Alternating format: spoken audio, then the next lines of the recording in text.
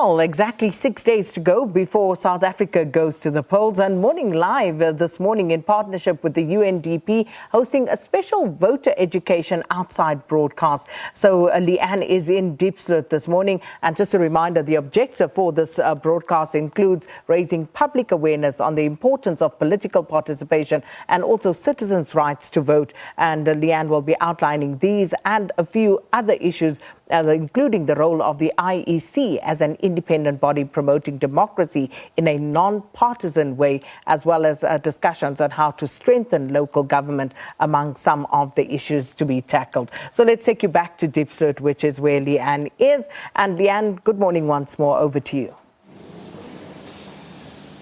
Sakina, thank you very, very much. And yes, indeed, I think setting the scene for us as to where we are broadcasting from this morning. We're in Diepsloot. We're actually in Ward 95 to be specific, and we're broadcasting from the youth centre that is very much so in the centre of the area. That when you were with us in the previous hour, we tried to show you just a little bit of the location that we were in. And, you know, this is where you would find the health centre right next door to us. This is the youth centre. There's a surgery across the road. And generally just this is the main road between the different areas that people do stay in. And there is a massive population here in Diepsloot. In fact, overpopulated is what a lot of people are saying. There are just so many people here, which translates to a lot of voters. And that's why there's always a lot of interest in these particular communities when it comes to the elections and getting the vote. But once they get the vote, we're talking about politicians. Do they work for the communities? And that's what we're trying to get to here. What do these elections mean to you? And what are they actually all about? Because a lot of people, and I'm reading a couple of the comments, and it does appear that some people are still asking questions about what municipal elections are. How does local government elections work? Well, let's try and get to the bottom of it and have this as a real education this morning. And this is where you can get hold of us on social media. I can see already a couple of people are communicating with us, but continue to do that at Morning Live SABC. You can get hold of us there, or just come directly to me at Leanne Manus, and I'll gladly ask your questions. Well, at the moment, the guests that I have with us today are going to hopefully give us a little more of an understanding as to how these elections work, where your vote goes, and of course, who is meant to work for you, because that's what this is all about at the end of the day. So let me introduce my first panel for you that are going to stay with us pretty much so for the remainder of this hour. We've got with us Lance Joel. He's from Selga. Always so nice to see you, Lance. Thanks so much for being with us, and welcome. Well, good morning, Leanne, and also good morning to the fellow panelists as well as our viewers. Fantastic. Tessa Dooms also with us today. So, Tessa, welcome to you, political analyst. Thank you so much, Leanne. Great to have you. And then finally, Tebogo Suping, who is an from Active Change Drivers. Great to have you as well, and welcome. Thank you, Leanne. Yeah. So let's start off by actually just talking about the factors, what we're going to be voting for come the 1st of November. 6 days to go, or 5 days actually, because we've still got the special votes that will be happening first. When we get to the voting station, what are we putting our mark next to for this year's election? Let's start with you. Do you want to go for it, Joel? Well, thanks, Leanne. I mean, we often don't understand what actually happens on election day, but perhaps the starting point is that we have public office bearers, people, individuals that represent us at a national level, at a provincial level, and at a local government level. You will recall in 2019 we went to the elections and we voted for a new parliament, a new president, so political leaders, public office bearers at national and provincial level. This time around, we are voting for the person that lives amongst us to represent us. So essentially, when we drive the streets, we see on the lampposts a person that is going to represent us when we go to the elections. So what is going to happen when a voter gets to a voting station come the 1st of November? In the area where we are, Johannesburg, which is a metropolitan area, there are 2 votes. Firstly, you are going to vote for what we refer to as a ward councillor. So it is that person that lives with you in that community, and you will make a preferred choice about who you would want to represent your interests. So that's your first vote. Your second vote would be in terms of the political parties that are within your area, your municipal area, you will then tick which political party you would want to represent your interest. So that's what you would typically find in a metropolitan area. In an area, a local municipality outside of the metropolitan area, you have 3 votes. So it's the first 2, similar, for a ward councillor. Secondly, for a political party to represent your interests in that municipality. But then also, thirdly, a political party you would want to represent your interests at a district level. So 3 votes, and essentially it's democracy at its best.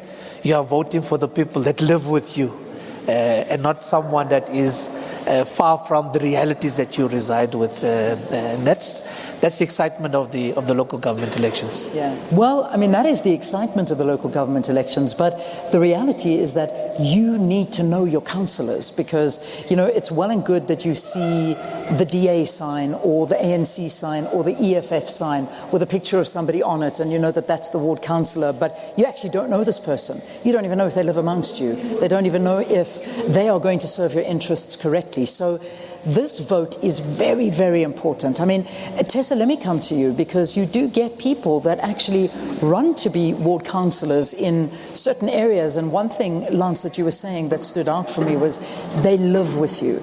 But some councillors don't even live in the ward. So how does that work? I mean, how can they work for you when they don't even really know what your problems are? Yeah, I think it goes beyond the idea that somebody doesn't know what your problems are if they don't live with you. I think that there's a glitch in our system, because our system doesn't require a ward councillor to actually live in the ward. And I think we need to hold ourselves to a different standard as a country and as communities and say, what are the disadvantages of having somebody who is supposed to be representing me and this community not being in this community? They don't have the same kind of skin in the game. So if you think about something like rolling blackouts, if you're experiencing a rolling blackout and your ward councillor is not experiencing that same blackout, if you don't have water for 3 weeks intermittently and your ward councillor is not experiencing that, the impetus for them to actually act on your behalf is decreased, because they don't have the same kind of skin in the game that the rest of the community does. But I think what's even more important is the question about accountability and leadership in that community and trust in that community. I think what we've done with our politics is that we've made our politics so much about the parties and the brand and the politicians that we've forgotten about the fact that politics and governance is about trust, especially at the local level. You need to be able to build trust with people so that they know that you're going to act on their behalf. And local government is such a good opportunity to do that. It's very hard to build that kind of relational trust with a presidential candidate or presidential hopeful. But you can do that with a ward councillor. You can do that in a community where you say, I know this person's ethics. I know their morality. I know where to find them when I need them. I know that even when they didn't have political power, they were working on our behalf. And I do hope that, if not in this election, because I think we have seen a rise in independent candidates, but even political party candidates that are more embedded in communities. If you haven't had that opportunity to see those kinds of people in this election, we must then ask ourselves, as a community, can we find someone we already trust to put into these positions? Because ultimately, accountability relies on relationships. It relies on trust, and it relies on the ability of somebody to not only be seen, but to be known to do things, even if they don't have the kind of power that they ideally would want to have to change things. Because I've seen, and I think Tebogo can speak to this as well, we've seen young people, we've seen older people who are community leaders in this country far and wide. And I would honestly say, community leaders I've seen do way more than sometimes I've seen ward councillors do. During the COVID period, I remember community leaders, again, we worked with Tebogo on some of this. Community leaders who stepped up and knew who the indigent people in their community were, knew what the issues would be, knew how to get food parcels distributed. That's the role that a ward councillor should be able to play, and take that further by using political power to represent interests and lobby for those interests at council level. Yeah, fantastic. Because I mean, I know, looking in the area that I live in as well, we have got exactly what you're talking about. There is a community leader that the minute there were food parcels, they would get the community together, especially in COVID, cook meals, have distribution points, work with the security in the area to ensure that people are safe and they could deliver and pick up food from people that wanted to. But funnily enough, I never saw that coming from councillors. And that's where my alarm bells started going off, thinking, hang on a second, if we've got the community that are doing this, that are literally right next door to the councillor, but the councillor is not doing it, there must be a bit of a problem going on. And that's why when it comes to your vote, it's vitally important. I just need to find out if we're checking in our Auckland Park studio, if we need to get our news headlines to you now, because I do see it is 7:30. So I want to No, we're going to actually drop the news headlines. We're going to keep going on the discussion, and I'm happy to hear that because we're in the middle of something quite interesting, so we'll halt on those headlines for now. But let me bring you into the conversation, and also let me welcome our fourth and final panelist for this hour, Maswele Ralibona, who is SABC News Specialist Researcher. So nice to have you, Maswele. Thanks for coming out today and being with us. Tebogo, I want you to add on to what Tessa was saying, because it sounds a lot like you have done some work together, and we talk about these communities, representatives, and how well communities can work, but sometimes they do it without the help of a councillor. So talk to me about what you actually see happening on the ground in reality. Well, what I do want to emphasize also is that local government elections is that opportunity where you can showcase to people how much power they actually have to determine and decide who gets to champion their interests and needs for the next 5 years. And so what we've seen for the longest of time is the reliance on communities for outsiders to come in and be those people. But what we're saying is a lot of that needs to change. You actually can stand up and say, we want to see the face of somebody who actually sits within my space, somebody who understands that I don't want to wait in a queue at 6 o'clock to be assisted at 8 p.m. as we just saw outside here. It's about creating the sense of awareness to community members to say, you actually have the right to say, I will not put into power those who do not represent my needs and my interests. Because exactly what Tess is saying is, if you want to build trust, it goes both ways. You know, people going on about how young people are apathetic and not showing up for the votes, but young people are saying that actually, why should I go up and show up for people who do not champion their needs and their interests, and who do not share in the lived experiences and challenges that I have as a young person? And so to community members who are here, understand that when you cast that vote on the 1st of November, you are putting on the line everything that you stand for. All the needs that you have are going to go to the person that you vote for. The political party that you choose are the people who are going to determine where and how they allocate the budget to represent those needs and challenges. And so it is important not just to require people to vote, but to create the awareness and the understanding to say, what does this mean for me for the next 5 years as a community member? And so what we do at Activate Change Drivers as well, with the work that we've done with a lot of NGOs, is to say, understand actually how local government works. Understand whose door you should be knocking on when the lights are not going on at night, when the pothole is not being filled, when the clinic is not being opened. You should know that who it is that you hold accountable, because they are there to serve your interests, and you are also there to also be a responsible custodian of local government. So this is it, and I would like anybody that's sitting here, because we do have some community members that have come to the broadcast here, and if you want to ask questions, you're more than welcome to. All right, I can see you nodding there. So anytime you want to ask a question, there are 2 mics here. Put up your hand, and you'll be able to come up and ask your questions as well, because I think from the questions that you ask here, these are the questions that South Africans are asking themselves as well. And here's my question. So I've got potholes, and I've had potholes in the roads in the area that I live in forever. Should I be banging on my councillor's door? Is that where I should be? Yes. Not shouting on social media and shouting at the city of Joburg and shouting at whoever I can that'll listen to me, but I should be going there and saying, hey, why are you not doing this? I voted for you, come and fix the potholes. So that's really the long and short of it. They are responsible for the service delivery that we get directly that affects us every single day. But do we hold them accountable? I don't even know where my councillor lives, to be honest with you. We don't realize that you actually have the power to do that. And then you actually can knock on your municipality and say, this person is not representing our needs and we require for them to be removed. That is the process of by-elections. But you cannot speak by-elections to people who don't understand what that is. And so we also need to invest in creating civic education to communities to say, use the power that you have, but you will not use it if you don't actually realize that you have it within your hands to utilize. And that is really the next step post these elections, to say you should not sit down and allow people to stand for 5 years and ignore your needs and interests. When you understand that those people are the ones who are the custodians to be of service to the community, you will actually stand up and say to the municipality, this is not what is happening, and as a result we want to put somebody else, and who perhaps is you or the community leader who's helping you to foster those relationships between yourself and the municipalities. And really this is the strength of local government, because it is closer to the people. It is where your daily needs are or should be met, and if they are not, then surely you are part of the problem for not addressing those needs. Indeed. Let me ask you a question. How much does a councillor earn? Does anyone know? I don't know. Does anyone know how much a councillor earns? I don't know. You got a smile. Do you know how much they earn? I mean, roughly. Well, it depends. There is a remuneration system that is based on grading.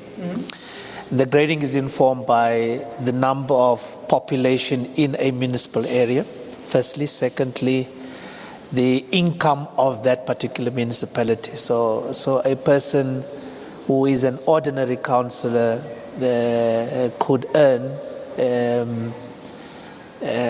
as little as, I'm saying little, as 250,000 rands a year. And if you are the executive mayor or the mayor, could go to an amount just over R1 million a year. So what it does, essentially, it is sufficient room for us to hold councillors accountable. Absolutely. And the point I wanted to add on that Tebogo made is firstly that the opportunity we have on the 1st of November is to go out and elect the right people to represent our interest over the next 5 years. That's the first thing. The second thing is that municipalities must establish ward committees. So that council does not work on his or her own.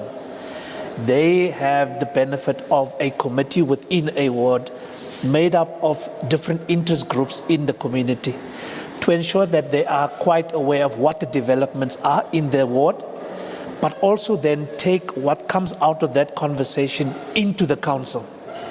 So the point is that a ward councillor is a community representative. So if you're on Ward 95, you represent the interests of the people of Ward 95, whether they voted for you or not voted for you. Yeah. All of the people of Ward 95. You work with your ward committee, and you must be held accountable. So there is an expectation that certainly councillors will, on an ongoing basis, interact with communities, and that interaction would be around, firstly, based on our assessment in the ward, these are our needs.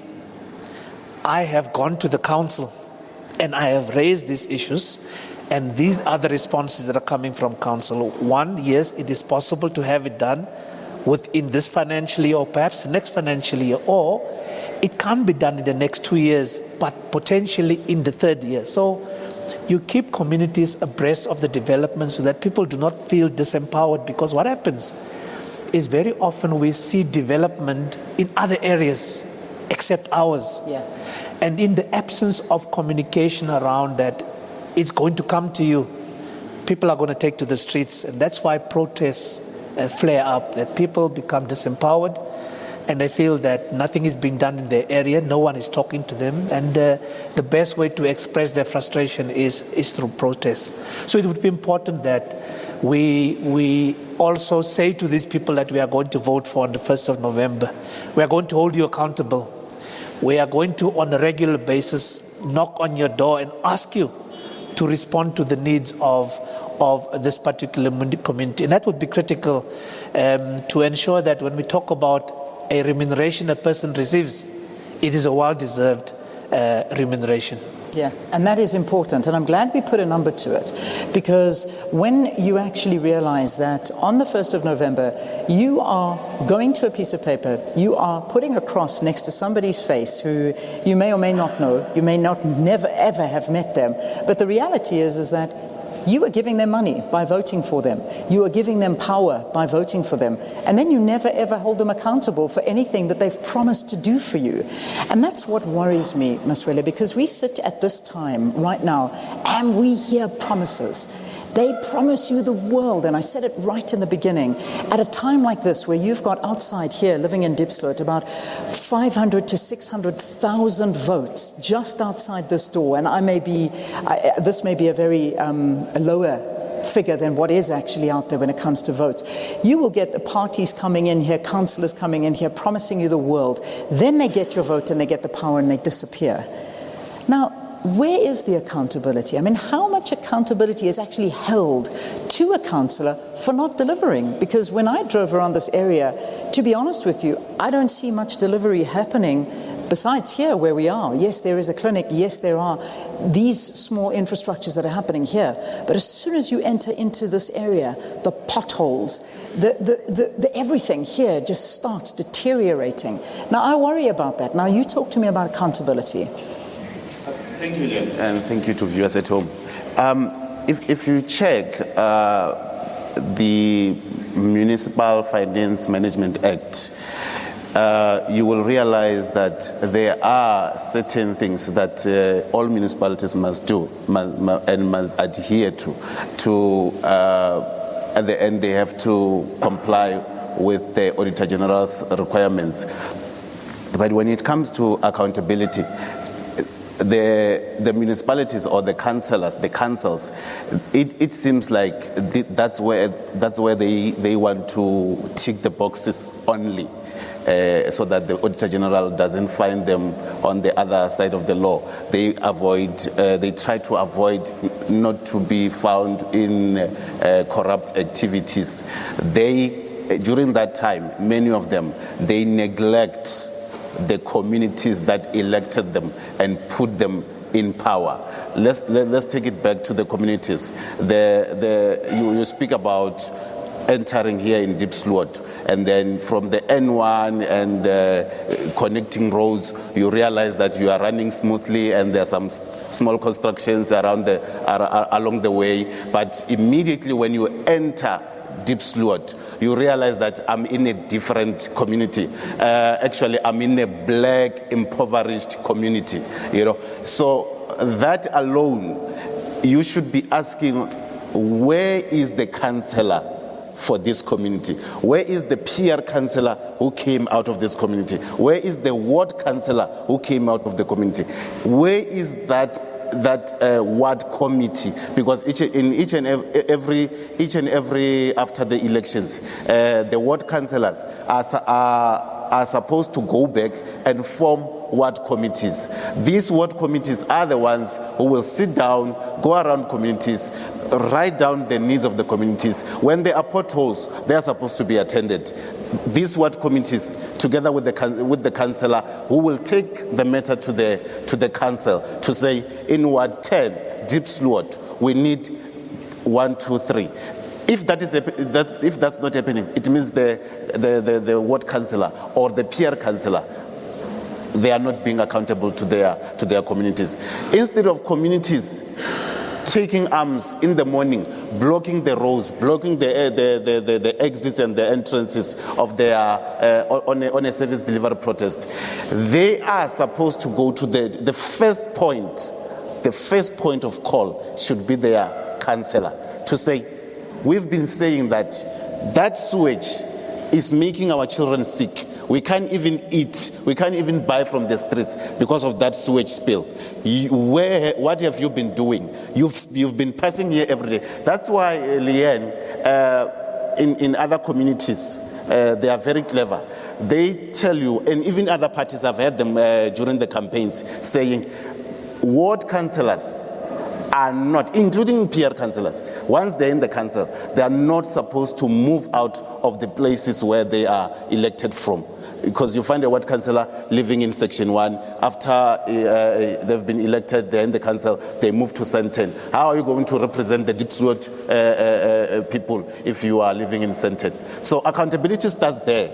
If these ones at the council level, at the local level, in the ward level, can take responsibility and go and make noise in the council, a lot of things will be fixed. But because this whole thing of councillor, ward councillor, and municipal elections has been so much politicized, because if you look at it and read about it, you'll realize this is supposed to be community taking out their own leaders. Because when you go deeper into the ward system, it says you elect a person, not a political party. And if that person passes away or that person resigns, the party cannot come and replace that person. The party, the IEC will hold by elections. That tells you that the community didn't elect a party, they elected an individual. Amazing. I want to ask the community members. I know you put up your hand. Come and stand here, if you don't mind, sir, at the microphone. Do you know who your ward councillor is? Yes, I do. You do? And does your ward councillor, if I'm not mistaken, your ward councillor is Shem, and we're putting the ward councillor on the spot just because we're in this area. Kate Mpahlele, is that your ward councillor? Yes. All right. And do you speak to her regularly? Does she help you regularly? Does she fix the potholes, which it doesn't look like it to me, but perhaps you living here, you know better. Does she work for you? I mean, are you able to walk to her house and say, Kate, I need this fixed, I need that fixed? Where are you working? What's happening? Talk to us about your relationship with her. First of all, thanks for this platform, because one way or another, it will empower all of us as the residents of Diepsloot. So what councillor, I know her, we elected her as the community to represent us in the council. She does call the meeting, even though sometimes you find that there's no meeting in this particular area. And those are the challenges. We don't get a platform to hold councillors accountable. So this discussion, I think it will empower us, as I said. But what I want to know, because even the SABC should not be the first, or maybe just prior elections. So we need this discussion in the middle of, of the term. What I want to know can you just tell us maybe empower us, because sometimes when the councillors calls meetings or feedback meetings from the council, you find that the hall is not packed. And then at the end of the day, people don't have the information from the council. And then you find that we organize ourselves, we bend tires and all that. And then you find that section of the people, they have information and others don't have information. So, but I'm appealing to our community that, these candidates, we love them. They live amongst us. We love them. They are the children of Diepsloot. But whoever emerged, when that person calls the meeting, all of us who must go and attend that meeting. We do have IDP meetings where the program of the municipality will be unpacked so that we have input in that particular planning. That Diepsloot, we are going to do a road maybe next year or next year, as the gentleman has alluded, so that the community must know. If the road is not tired by the time frame set by the municipality, then we have a right to become angry, because you promised us that in 2 years' time, you said we are going to tire the road and you are failing. What is the problem? So I'm appealing to my fellow residents that we should hold our leaders accountable When they call meeting, we must go and attend, because information is power. Because if I don't have information, I will be mobilized easily to say, let's go and burn tires. Thank you very much. What is your name, by the way? My name is Johannes Lemao. Johannes, thank you. I think what you raise is a very, very important point here, because, you know, as a community, there might be a community meeting that is called a feedback session of sorts, and the community doesn't arrive. And, you know, there isn't that active participation by a community, even though you have voted this person into power. And, you know, sometimes the communication wouldn't be there. There will be a meeting. Some know about it, others don't. Maybe a few people will pitch up, the rest don't even come. But then when it comes to protesting, they'll go to the streets and protest. But when you actually can have an opportunity, I mean, that is something that we see, I imagine, all the time happening. I mean, Tess, I don't know if you want to speak to some of the concerns. You know, there's one thing saying that community members need to step up, and I think Johannes is right. There's a responsibility that we all have as voters, as citizens, as people who live in this country, to show up for ourselves and show up for our communities. But we have to ask the question about how committed politicians are once they are voted in, or activists who become ward councillors or PR councillors, to actually share those messages. So even if somebody doesn't show up to a meeting, are you able to communicate to people in your ward, regardless of whether they show up?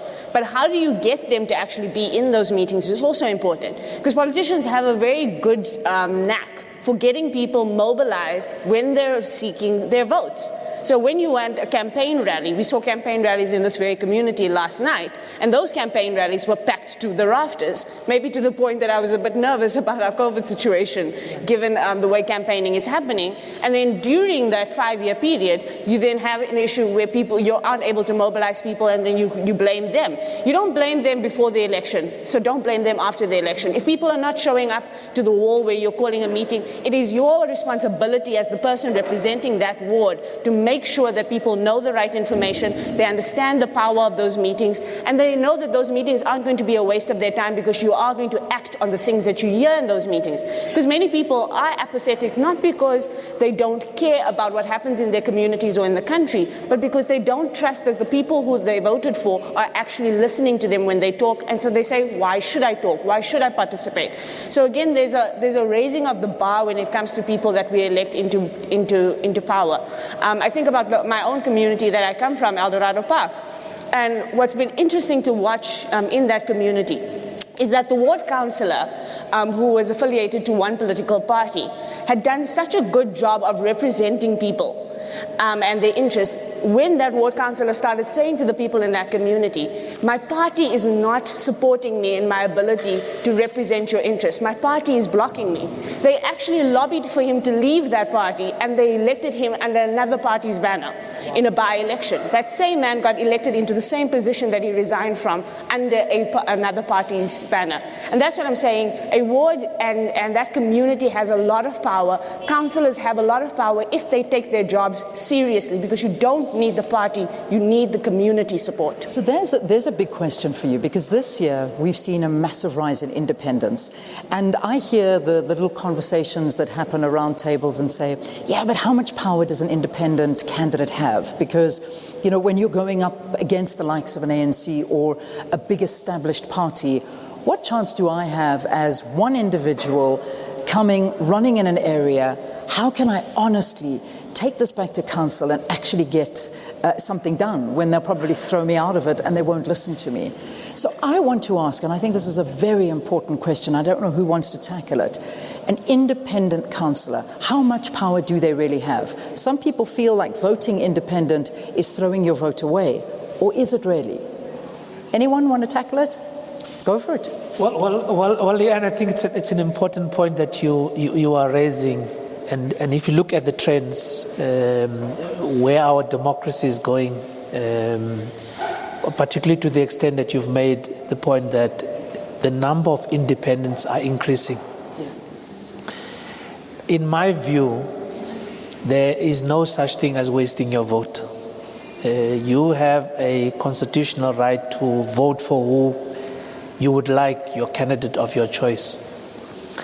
It is what that person does ultimately when he or she is elected to represent your interests. That's a very important point. So any independent candidate should be able to do that because that's what they've been tasked with by the voters.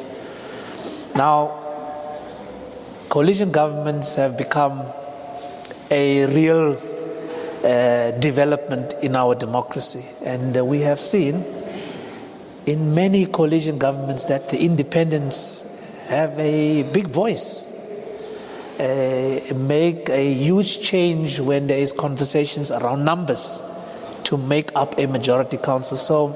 So in my view, independents are with us to stay.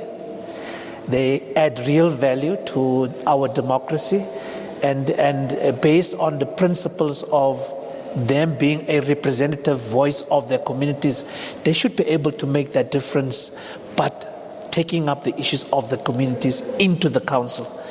What we quite often see is that independent voices becomes diluted when it gets to council itself.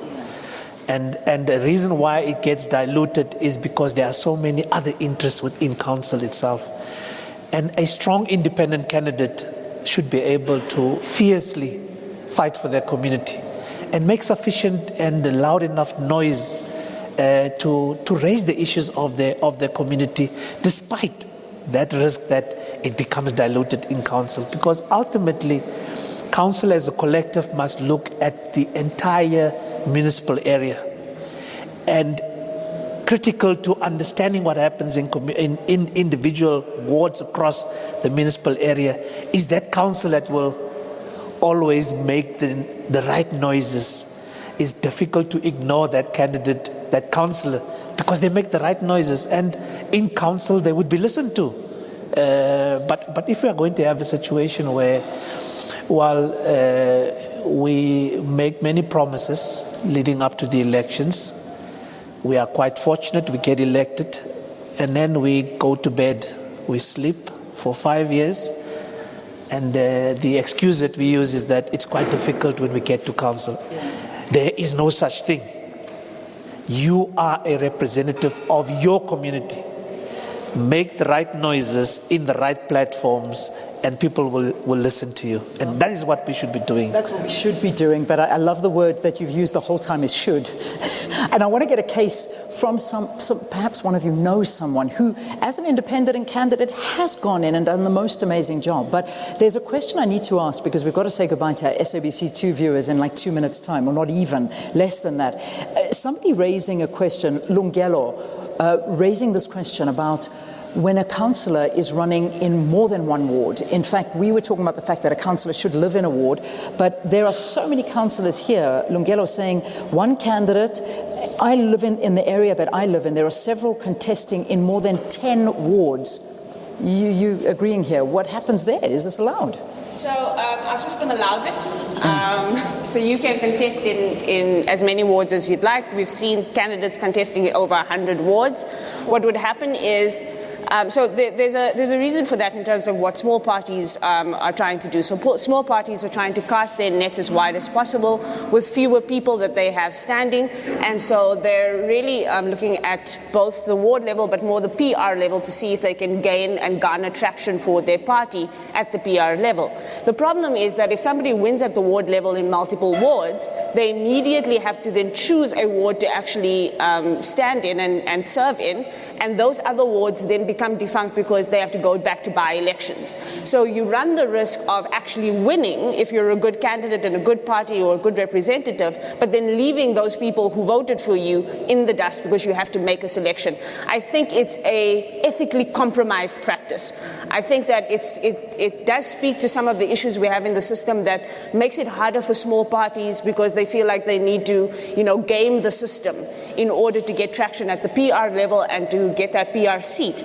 But it does disadvantage the voters. And I think smaller parties and any party doing this should really think very carefully about the consequence for voters and even the consequence for the party brand if this does happen, because it really does leave voters in the lurch, because most voters don't know that the person who's standing in their community is standing in 99 other communities. And that's the reality, is that there are some voters out there who do the most to do their work and check on councillors, and there are others that you'll just go and vote on the day and you're none the wiser. But we're going to have to say goodbye to our SABC 2 viewers right now. Unfortunately, I hate leaving you like this because we've got another hour of robust conversation, which I think is so important for you. This morning's broadcast focusing entirely on voter education and what this vote actually means for you. So please do stay with us for another hour. I have to say goodbye from Dipkloof for now, but we will continue after this. Do stay tuned. We'll see you in a short while. Bless you. Bye-bye.